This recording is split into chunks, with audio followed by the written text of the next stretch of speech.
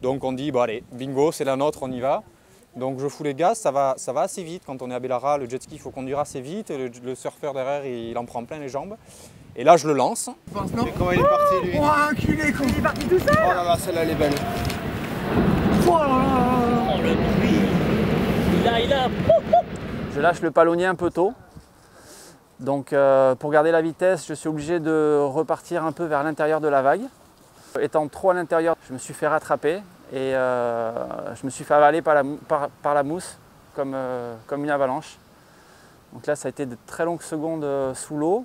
Et en longeant la vague, le jet ski qui a pris la vague de devant et le surfeur de devant me dit « ton copain il est dans l'écume, il a bouffé, il est tombé ». Je me dis « aïe aïe aïe aïe aïe ». Donc je me mets dans l'écume, je regarde, je vois la planche qui sort. Je vois pas Gauthier, je vois pas Gauthier. Je me retourne et il y avait la vague qui était derrière qui arrivait. Pleine poire sur Gauthier, il ressort, je m'approche, je lui dis « j'ai pas le temps ». Donc je fais le tour, Gauthier, boum, rebelote. Deuxième vague me passe dessus. Et là, terrible, parce que on comprend qu'on est tout seul face à une mousse de 15 mètres de haut et qu'on va devoir subir. Donc là, je pars sous l'eau, 10 mètres sous l'eau parce que mal à la tête, mal aux oreilles.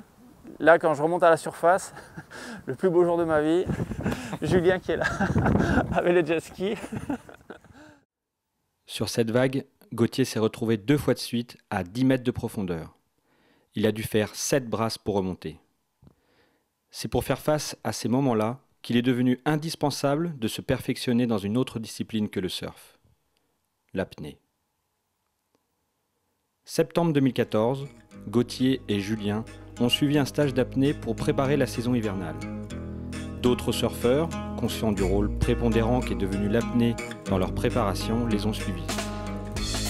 Léa Brassy, surfeuse depuis plus de 15 ans, s'attaque de plus en plus à des vagues en milieu hostile et des vagues de plus en plus grosses.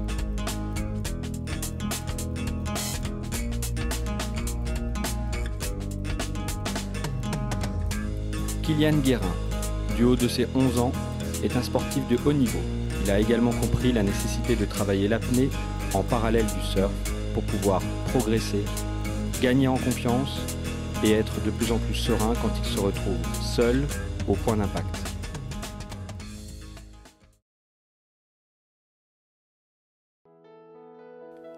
Au cours de ce stage, chaque séance d'apnée était précédée d'une séance de yoga. C'est Jacques Mayol, premier plongeur à descendre à une profondeur de 100 mètres en apnée, qui a été un des premiers à associer le yoga pour améliorer ses performances.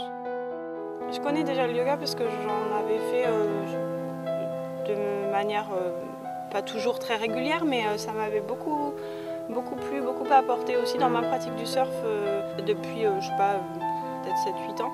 Physiquement, mais aussi dans la tête. Le relâchement, la relaxation et puis tout ce qui était assouplissement, étirement, gainage. Le yoga, c'est aussi important parce que ça nous permet de nous décontracter, de nous concentrer sur notre respiration.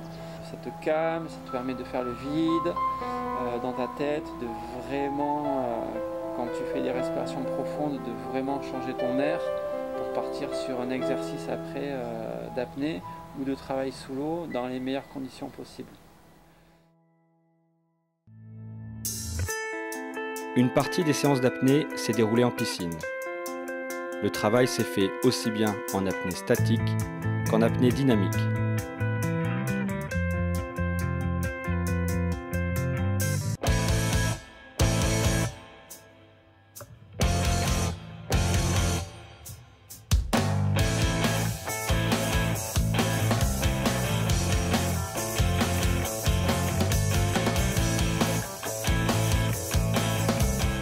Les exercices s'enchaînent. Le but est de reproduire les conditions d'une apnée rencontrée en surf, après une chute, après l'effort d'un take-off.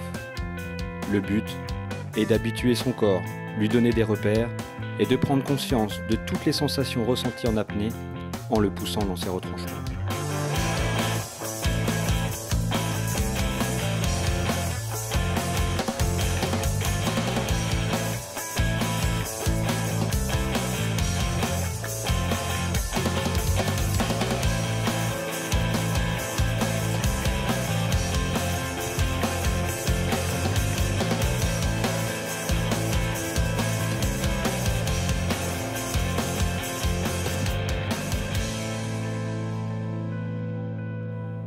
L'autre partie des séances d'apnée s'est déroulée en mer, mais ça, c'est dans le 2e épisode.